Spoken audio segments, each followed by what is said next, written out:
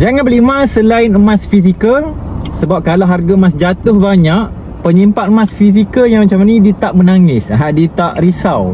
Sebab emas fizikalnya ada dekat tangan. Harga emas jatuh, gram emas kita tak berkurang, walaupun sedikit. Bahkan inilah peluang yang terbaik untuk kita borong emas dengan lebih banyak. Beli barang yang mahal pada harga yang lebih murah. Kalau nak pakai duit, kita tak perlu jual pun. Kita boleh pajak dekat Rahnu, dapatkan pinjaman dalam masa 6 bulan ke 8 bulan, boleh tebus mula emas kita. Tapi kalau beli emas digital, beli emas on paper, apa yang kita dapat? Tak dapat apa-apa selain dapat nombor dekat skrin. Memanglah kita tak rugi selagi kita tak jual. Tapi kalau nak pakai duit macam mana?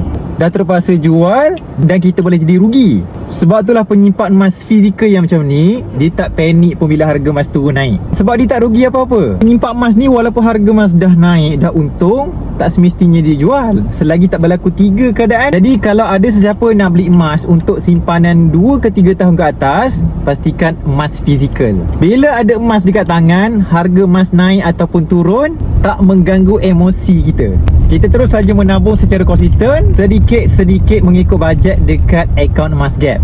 Bezanya cuma bila harga emas jatuh banyak, kita menabung dengan lebih banyak. Bila harga emas naik, kita menabung secara konsisten mengikut bajet kita.